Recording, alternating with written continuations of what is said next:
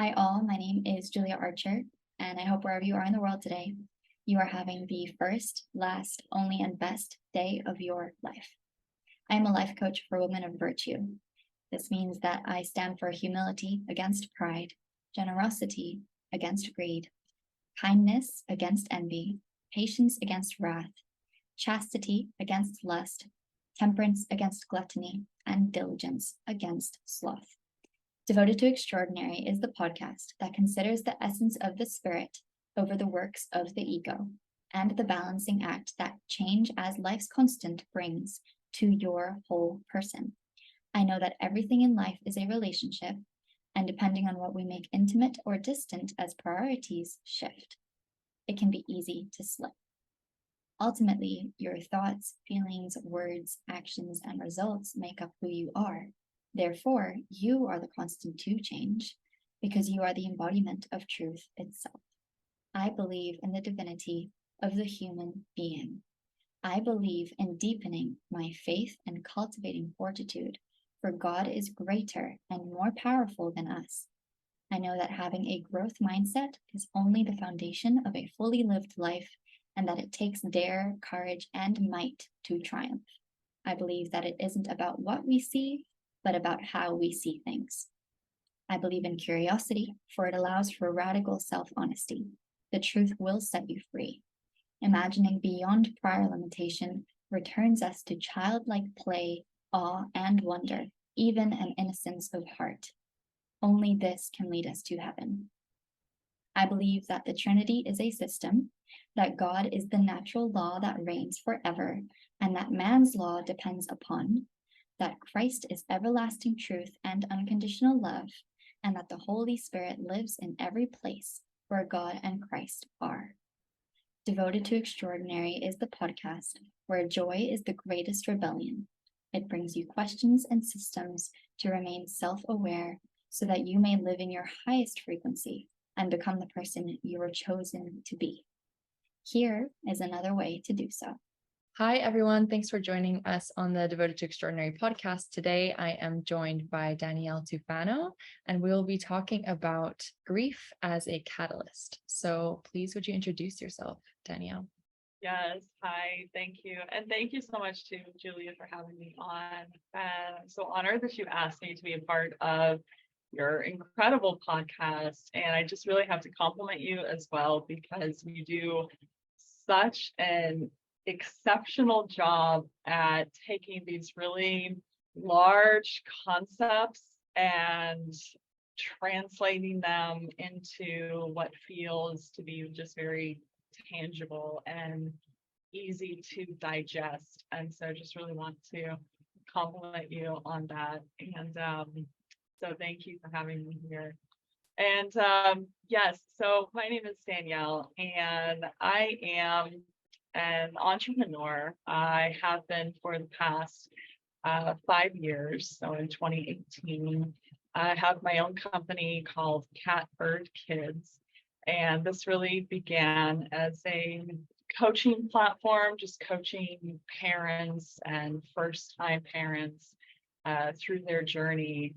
It's really kind of evolved to not only working with parents, but really any individual who just wants to learn more about how to go into business for themselves and pursue entrepreneurship and how to do that. A lot of people, feel a bit lost. So I help coach and guide people through an entire process. And but at my core, I am a writer, and I'm still to this day, I love just working with children and parents. My entire career prior to what I'm doing now was spent in the education space. And then I spent a lot of time working as a nanny and celebrity nanny. Did that for many years, built almost a 20-year career. I never really planned to leave, but I knew that something was going to happen to kind of push me out. Would have never imagined I would have experienced what I did in 2018 to just propel me to take a completely different direction in my life, which I know we'll chat about. But yeah, so at the core, parents and teaching and kids is in my heart. Yes, because I know also that you're a mom, right? I am, yes, I am a mom to an incredible little girl who's going to be 3.5 soon. Yes, full-time single parent. So when we talk about grief as a catalyst, and I always ask my guests that I invite on here, like, what is it that you want to talk about? What lights you up? And this is the biggest thing that we spoke on. So what is it for you, grief as a catalyst? It was a vehicle. It was a vehicle that I didn't see coming, as grief. That's what happens, right? Something happens to you, something happens to us, or rather in our world that we experience, and it changes just your entire viewpoint. It can change everything. So for me, it did just that. I was working for a family, and if you've ever worked in any capacity in somebody else's home, taking care of their kids, you'll know and you can relate that you fall in love with the children, the family, you feel like a family member. And I had worked my way up to just one of the greatest jobs in my entire career, and was traveling all over the world with these incredibly philanthropic billionaires, and living this beautiful life. And then one day they died. The parents, they were in a plane crash in a private plane, and they both died instantly at the same time, which is one of the only things really that brought me comfort, was knowing that God took them off the planet at the exact same moment. What an incredible life to be married and then to die and be able to look in the eyes of your loved one as you're dying. And they were so young. They were, the mom was in her 30s, the dad was in his 40s. And I remember then being thrust into, my world was just completely, I didn't know up from down, left, like I didn't know.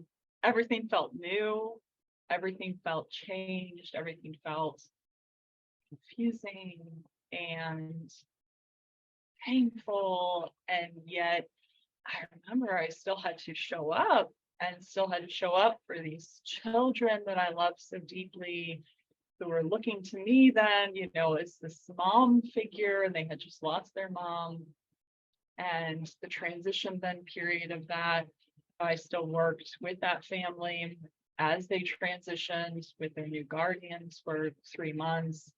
And then I remember the day too that I got let go, which was just a natural occurrence.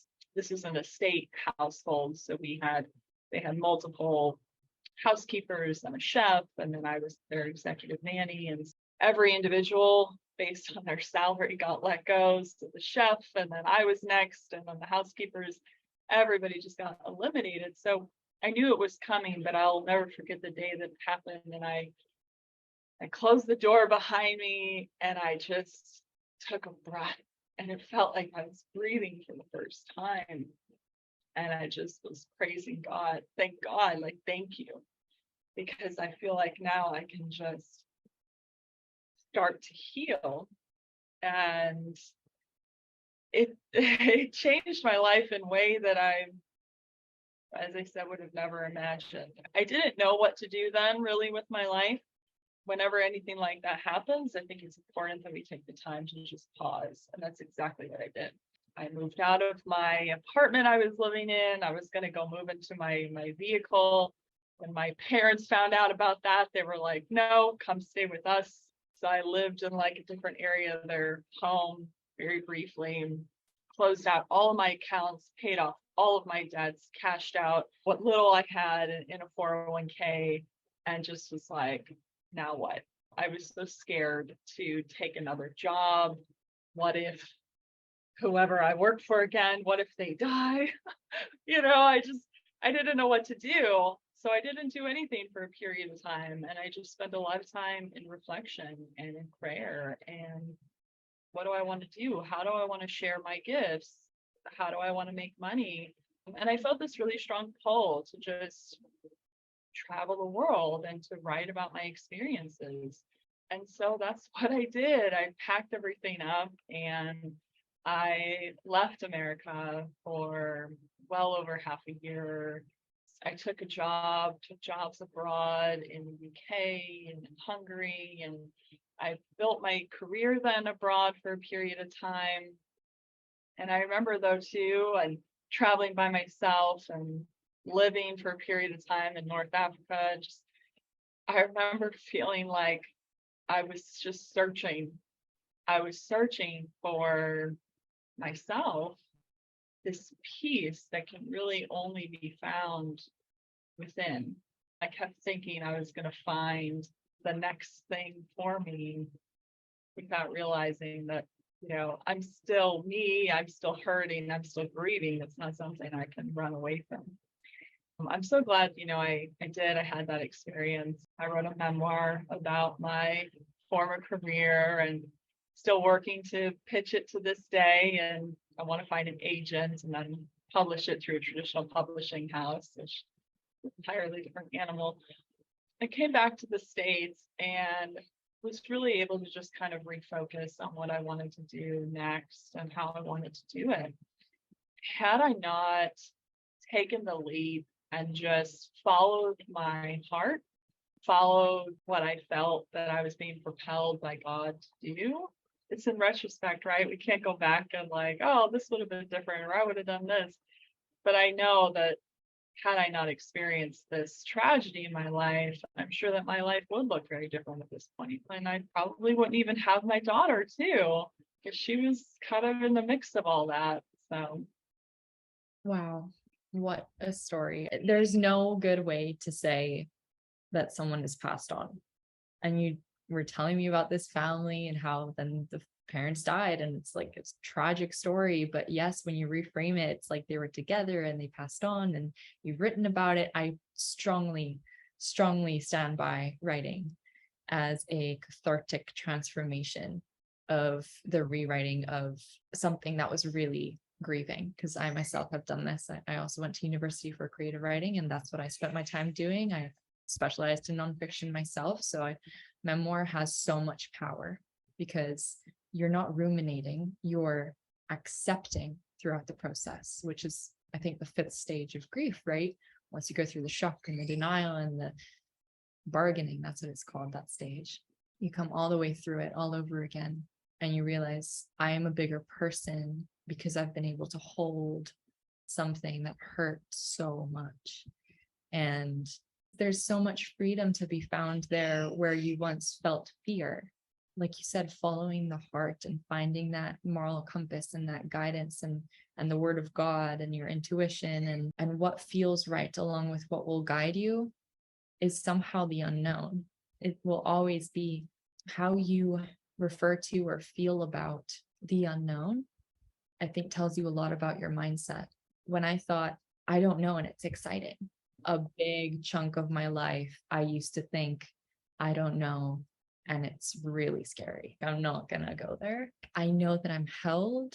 I know that wherever I go, God is with me, for me, because I'm Christian. I know for everyone that may look different, but when you're accompanied, he's walking with you. So I appreciate that story. I know you will get someone who will publish that for you. How did you return to the grief once you consciously acknowledged what you came through? That's a great question. It's something that I feel it always stays with you, but it just begins to transform over time to where now we're coming up on the 6-year anniversary, for example. And so for me, it's like anniversaries and birthdays, those are always just somber and yet celebratory days. Somber, you miss them, you think of memories, and then you're celebrating their life, you're celebrating just life in general. But I think it's more an integration process that happens naturally.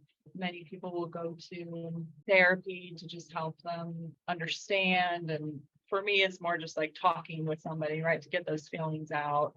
So whether that's through, grief counseling or writing, like you talked about, I didn't even really realize at the time, from the time I was a young child, I always knew I would write a book.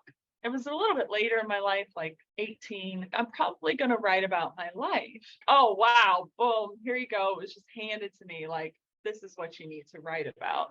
And I ended up writing this 300-page memoir in 3 months time frame, and just like, oh, just pour it out of me, not even realizing that was extremely helpful with me just processing that grief as well. It's never something that ever really disappears, something you carry with you, but it doesn't shadow over your life. It just becomes almost this part of you, this natural just part of your experience.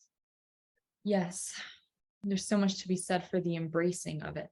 I think that's kind of the frame that we're seeing it through in this, and seeing grief as a catalyst for something bigger, for your life to be told by it and say, look where I've been through and look who I am because of it, in a way that is loving and that's gone towards unconditional love. Because it's easy to give up or to shy away from it, but when we face it, to feel it is to heal it, all these classic little metaphors, but they're entirely true. And to sit with a 300-page book manuscript, I imagine, did give you all that time to really heal through the feeling. Something that we all have in common as humans, no matter where you were born, by the time you hit a certain age, like say 20, we'll all have encountered loss. And that brings us together. Precisely those of us who have chosen to acknowledge our story and tell it in a way that empowers us and in a way that relates us to each other. Loss is so large for all of us. If you take away loss, there's no way to deepen the humanity, because the heart wants to grow. And a big thing that I've said is, you aren't how many times your heart breaks, you're how many times you allow your heart to break open, because it's happening anyway. So the ability to embrace the way that you did, the ability to accept what it is that has happened, is what makes you that person who quite literally finds the gold, like the Midas touch, the king who touched everything and it all turned to gold. It's because it is beautiful due to the way that you see it, right? Beauty is in the eye of the beholder. The grace that you found, and I wrote it down the way that you said it, something like, I knew it was coming, but I'll never forget the day that it happened. When they let you go and you could just breathe again. That's somehow what loss does. It kind of turns you into this other layer. Very much. It does. It adds an entire layer to your life, to your perspective, a lens that you would have never been able to see through before. It really just helped me to continue to follow those pulls that I had, those nudges that I had. And everybody has them, where maybe you're working a job that you're just not supposed to work anymore, but you just keep showing up to it, and you're just operating this day to day, and you just don't quit your job. But what about if you did? What about if you did just take the leap into that unknown? It could be anything in your life that you're wanting to do, and then you just don't do it. What happens if you do it? And that's where, too, sharing this story, I would hope that anybody listening can feel like, okay, I can make this change in my life, or I can take this leap. You don't necessarily have to have had a tragic event happen in your life, or maybe you have, but use it. Use it. It has most certainly added a layer I would have never even imagined before. It's reminded me, too, as cheesy as it sounds, because we hear all the time, tell the people that you care about that you love them. You really have to do that. You really do. Looking back, I never told the mother who was more than my employer. She was my friend. I looked up to her. I was her confidant. We had a very intricate relationship that very few people were aware of. And I never once told her that, I admired you. She knows now. I mean, everything becomes revealed, right, in death. And so, but it would have been nice to be able to like share that with her too, as a reminder, to tell that to your people that are in the life. Yeah, that's so true. Somehow grief shifts something in us where we become more loving when we embrace the loss, when we are able to say, actually, it's up to me to say this, it's up to me to choose this. Otherwise, Right. it would not happen. And there is a level of risk that we're more comfortable with taking because that story that we have with the unknown, that relationship that we have with what we don't know is changing from fear, I don't know, I'm not even going to try, to if I don't try, it'll be way more painful. Right. Yeah. Yeah. So where else for you, Danielle, do you feel it's made you a better person? That grief's changed you? Well, I think it would be the coming of my daughter. I knew too that she was coming, but again, the vehicle in which she chose to arrive, didn't see that coming. This was shortly after my travels. I just wanted to keep moving still. It takes time to process when you go through any event like that. So I had moved back and forth across the country a few times. Again, I felt this pull that I needed to go back across the country again. I needed to go to New York State. There was something I needed to do there. So I packed up my life and I went there, not really having much of a plan. Ended up getting into a completely different industry and into home flipping and real estate. And in between all of that, I met an individual who could have only been described as like a wolf, in the sheep's clothing. And looking back, the signs were all there, but I ignored them. I see now why, because it led me to then having my daughter. But this was an individual that, we'll just say they're not welcome in my life and in my daughter's life. Speaking of daughter's biological father, I went through an experience with that person, very abusive, and ended up leaving that experience, that individual. And it led me then to being pregnant and having my daughter, and has led me now to where I'm at today. That was something else just extremely transformative in my life. If anything, I would go back and tell myself and my past self to focus on that. No one tells you about the loss that you experience from moving from maiden to mother to crone. The maiden is always within me, but she's not in the driver's seat. The mother is in the driver's seat now and will be, for the next 20 or so years of my life, just like the maiden was the first 20 or so years of my life. And there was no preparation for this that was going to just be thrust in my life. That was really difficult for me to process, in the sense of, for almost like the first 2 years of motherhood, I kept searching for the woman that I was, not knowing that she was dead. She died, she existed as a shadow within me. She lived a great life. But now the mother is here, I'm in my motherhood era. And that is something too that was just such a huge continued just transformation in my life to experience. Yeah, I hear you so openly, because I'm at the maiden point where I'm recognizing the mother. So these are archetypes of women that we're discussing. The maiden being like the youthful, traveling, free to discover who you are as a woman, open to love, open to romance, open to everything that the world has to offer. And then the mother, of course, is taking that responsibility and being aware of another life, and all of a sudden putting the maiden aside to the extent that you have another's needs to take care of first. And it can be a grievance. From what I understand, I haven't gone through this experience myself, and also from what I hear from you and other mothers, I know that it really takes embracing. It really takes putting to bed. I didn't want to do that for a really long time. But then it finally just finally hit me. You move from being like this longing to get back whatever you had before into just acceptance and embracing. And then it just switches, it just changes your perspective.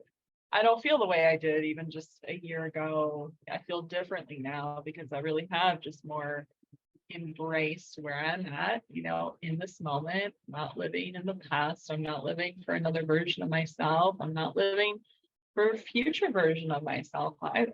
I have to show up right now, and how can I be the best mother I can possibly be to this incredible little girl who needs my guidance. And the fact that I have a daughter too, raising women, raising a girl, I think is very different too than your experience of raising the son. Yeah, I hear you. All of a sudden, they're like, Mom, Mom, Mom, Mom, look at this. And you need to be aware in the now moment in order to truly capture the wonder that kids are just born with. Because they were with God even more recently than we were. So we have a lot to learn from them. I also have spent some time with kids in my life babysitting, and there's some on my road, and it's just spectacular. They always beam when they see you. They always hug you. They have this life force energy that is so infectious. And all you want to do is put everything down and be with them. And it reminds us the now moment is all we have. And this perspective of joy and enlivenment is all we have. And of course, it comes through this vessel, through this vehicle, which is something you keep using, of a child who hasn't yet experienced loss, hopefully. So there's zero trauma, which in the Greek comes from the word wound. So in fact, it doesn't have to be too severe for us to just not understand and feel almost like we haven't been embraced in our understanding right now. Like, where did this loss come from? What may be deemed a trauma, but the kids haven't had that yet. And they're just this clear vessel, and you're just brought back to this now moment, and you're like, wow, this is what life's about.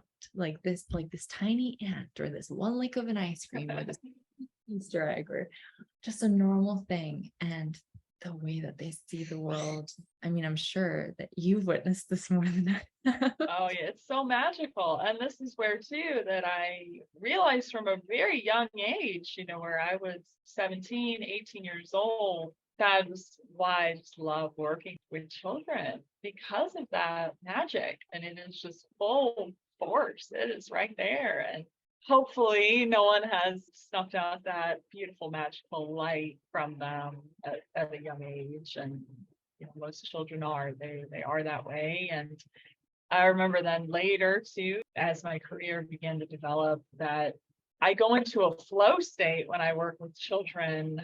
That's what finally hit. Oh my gosh, I could work a 8 to 10 to 12-hour day, and I feel like I've only been gone like 40 minutes. What is this phenomenon? And I'm like, oh wow, it's because I enter into a completely different state of consciousness, connecting with their level when we're interacting. And even just the way that I interact and speak with them too, everything just changes. And it was just so beautiful, and just found so much just joy doing that. And then to be able to build a career through that, and now being able to, see that, witness that in my own daughter too, it's really special. Kids are such great reminders for us to live in the present, for us to just go slower, and not go so fast. And then also too, they're incredible markers of time. Oh, you look the same as when I last saw you last year, but not a kid. But it's a great reminder too that we are always growing and changing, and take those leaps, make those changes in your life, because you're going to blink and then they're going to be grown. That is so true. I have seen babies and then they're toddlers, and I'm like, when and how? Like, what? As markers of time, they're brilliant. It's crazy to see. Actually, if I look back 3 months ago, I was a complete different person, because again, of the commitment and choice that I make to keep growing. Because many people don't change. And in fact, many people, they look more lethargic, they look more tired, because they've chosen not to take those calculated risks in life and depend on God, and ultimately trust God's plan, and trust that the vehicles that he's bringing miracles through don't appear to be the way that you are intending to see them. It will always be masqueraded as something different, and precisely and specifically to this grief and loss. There's always an opportunity. Grief itself is the opportunity, it's the invitation. And sometimes it's masqueraded through awful relationships. I myself have been through emotional abusive relationships, but it taught me only more about myself and more about where I'm not going to go next and more about where I will be going next. Yeah. It solidified that trust in God's plan. So I wonder if you have a little thought around your faith and how it's grown. It has transformed on its own. I was raised Roman Catholic. We moved around a lot when I was growing up, an awful lot. Lived in many different homes, many different states across the United States. And I think that because of all of our moves, I think my parents, although I shouldn't speak for them, but I feel pretty strongly why they didn't continue to keep us in church or services or Catholic schools was just because they weren't sure if we were going to move again. We stopped attending services. I have an older brother who dove very deeply into the esoteric. I was at a very young age picking up whatever books he left behind. So we're talking about Carlos Castaneda, Conversations with God, reading about out-of-body experiences, all these things. Carl Jung at 11, I'm reading these books. I remember reading Conversations with God and really feeling just very blown away by what I was reading and felt like, oh, wow, there's an entire world out there I don't even know about. I was such a baby. I was a baby. It started to lay this foundation for me to follow that. And that was one thing too, that my parents were very open to us following our hearts when it came to spirituality and religion, which I'm very appreciative of, because for me, it turned into this really great love of spirituality in general. I became very love and light for a long time. When I say that, I was only focused on light, and I denied the existence of hell, Shaitan, and the devil, and all of that. I completely even just denied that it existed. Don't do that. Because that led to then it being thrust directly into my face. This does exist. This is real. I then realized through taking some spiritual transformative classes with the spiritual leader that I had found online. I remember having a very aha moment in one of her classes that it's religion. I need to return back to religion, where religion for me always took more of a academic seat, where I was just very interested in the study of it, the study of why other people follow religion, but not me. It's not for me. It's not for me. And I went through a period of time where I felt very connected to Buddhism, and then I left that and started studying Islam. I feel like Islam was brought to me. I took my Shahada for a period of time and I studied this religion, and then I felt this is not for me. I remember thinking about when I'm going to have children, if I want to raise them Muslim, and the answer for me was no, this is not right. And so then my aha moment was realizing, okay, I'm clearly an adherent of an Abrahamic religion. So what am I missing? Because I never felt at home in Christianity or Catholicism. Islam wasn't for me. Well, what have I not seen yet? And then it was, Judaism. And I then found Judaism, started reading and bought my first Torah and began reading it, and really then felt at home. I then went from being this very spiritual woohoo, but then I'm doing a very strict Orthodox conversion to Judaism, because to become a Jew, it's not just where you would go through a baptism or you would take a shahada, say a sentence. No, it's an entire process. And so I undertook this process, and wow, just What a journey. What a journey. All I could really speak to and share with that is that there was a time not too long ago, about 3 years ago or so, that I just felt like I needed this. I needed this in my life. And I needed to be Jewish. And I needed my daughter to be Jewish. And then fast forward to a few years later, I love pulling things apart, Julia. I love pulling them apart. I love studying human behavior. I love studying my own behavior. Why am I doing this? And that's what I really asked myself. Why do you feel like you need this? Why do you feel like you need to sit in front of a council of 3 rabbinical men to then look at you? They don't know you. They're going to say, okay, you're Jewish. There you go. And you get a certificate. Like, why do you feel like you need that? If in your heart, in your soul, if you feel Jewish, great. And I remember having a really great rabbi in my life who told me this years ago. Well, Danielle, why don't you just follow the 7 Noahide laws and just be a good person? And your soul is Jewish. You don't need, and I was like, no, I need this. Well, I don't need that anymore. I don't need the outside validation of anybody else. No one. God knows what's in my heart. That's where I have found a home in that religion, but it has taken just such a different form. I don't follow it as strictly as I did before.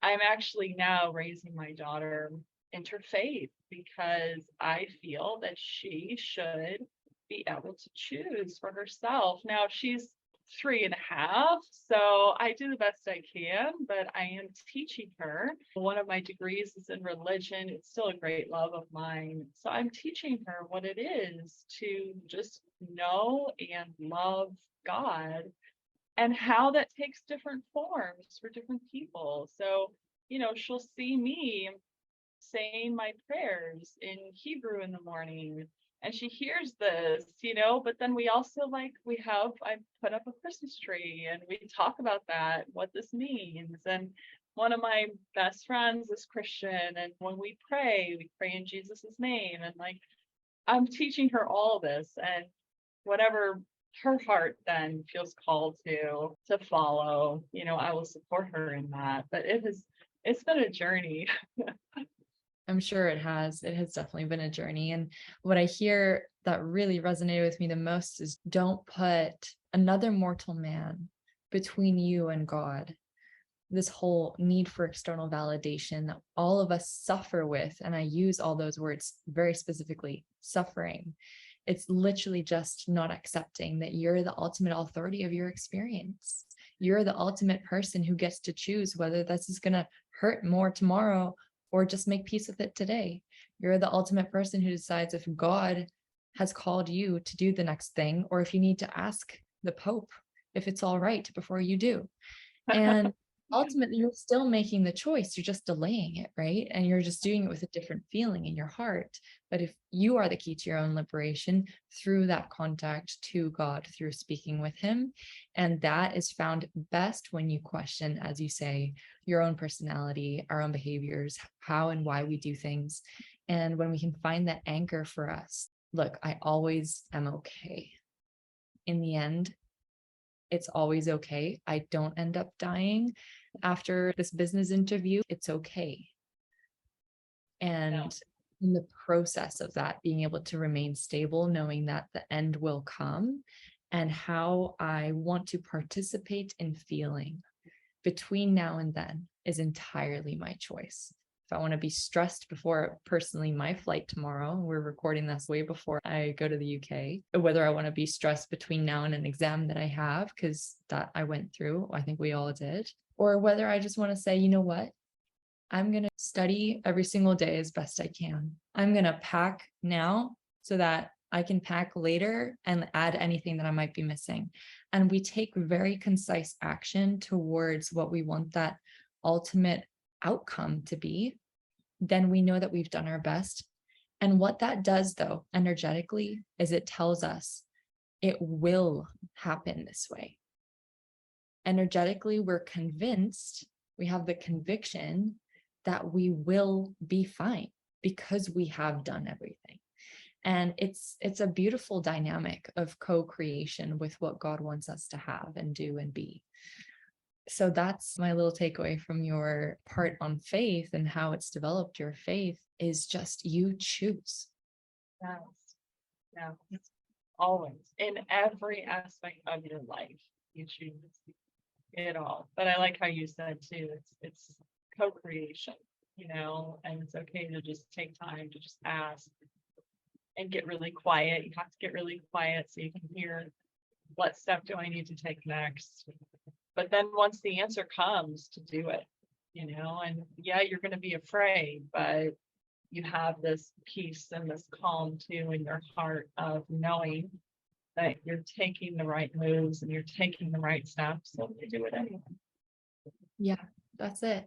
And we mentioned before we started recording that I would love to share the serenity prayer. I think converting grief, turning it into a catalyst for faith, to increase our faith and ultimately to increase our joy, it's all a thought process. If you're not used to thinking about it a certain way, it won't actually become that way when you tell a story. So prayer really helps with this. So anyone listening, the serenity prayer is, God, grant me the serenity to accept the things I cannot change, the courage to change the things I can, and the wisdom to know the difference.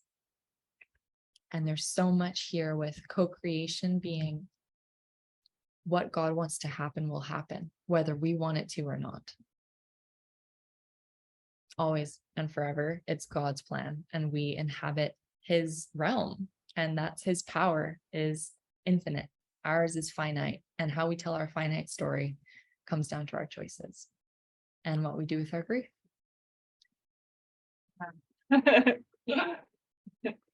Thank you so much for sharing your story, Danielle. It's amazing, and it's deep and it's layered, and the book, when it comes out, because it will be amazing to read. I will purchase it. I will follow you on Instagram. So please let listeners know how they can follow you. Thank you, Julia. Yes, so I have linked it here. It's Instagram is the best place to just find me right now with all of my offerings that I'm doing. I have got some parenting resources on there. I've got a free ebook for parents. So that's just the best way. It's _soul, SOUL, parenting on Instagram. And I would invite you, if you watch this, any of this resonate at all, just send me a DM, send me a message. I would love to just get to know you. Yeah. Connection is everything. Service is everything. It makes the world go round. So thank you for being here, Danielle, and I hope you have a wonderful rest of your day. Thank you so much, Julie. You too.